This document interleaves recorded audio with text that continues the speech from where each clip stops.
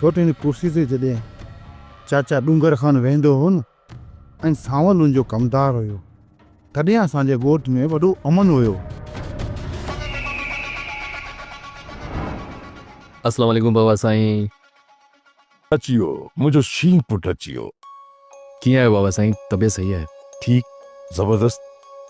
सही वे बाबा वे पुट कीअं पई हले तुंहिंजी पढ़ाई? फर्स्ट क्लास बाबा साईं, बस लास्ट ईयर आहे। दुआ कयो ख़ैरनि सां गुज़री वञे, पोइ मां बि ॻोठ मोटी ईंदुसि।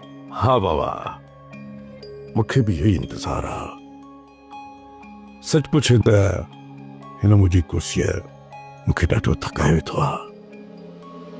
तूं जल्दी तालीम मुकमिल करे अची ये कुर्सी संभाल।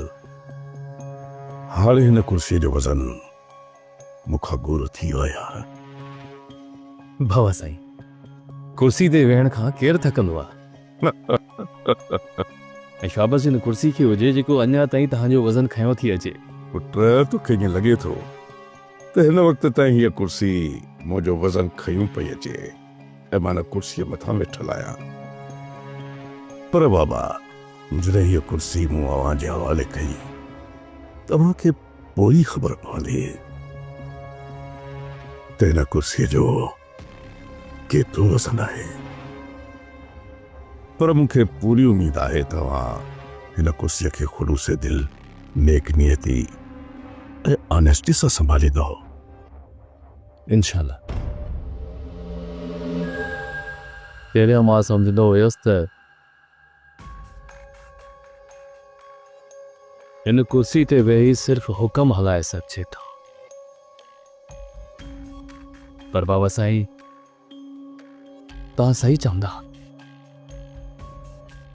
हिन कुर्सी ते वेहण वारे जे कुल्हनि ते न सिर्फ़ पंहिंजी बिरादरी जो वज़न, पर अमन ऐं इंसाफ़ जो वज़न बि वधी थो वञे ऐं माण्हू उन वज़न में दॿिजी थो वञे। जॾहिं माण्हू उन वज़न मां जान छॾणु चाहे थो त पोइ ज़ालिम बणिजी थो वञे, ज़ुल्म थो करे। पर बाबा साईं, मां तव्हां सां वाइदो थो कयां त हिन कुर्सीअ जो भले केतिरो बि वज़न मुंहिंजे मथां छो न पइजी वञे, पर मां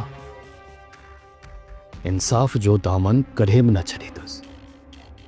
मुंहिंजो हर फ़ैसिलो इंसाफ़ जे दायरे में हूंदो। सोप सीरियल पंजाबेरी तमाम एपिसोड्स ॾिसण लाइ विज़िट करियो असांजो ऑफिशियल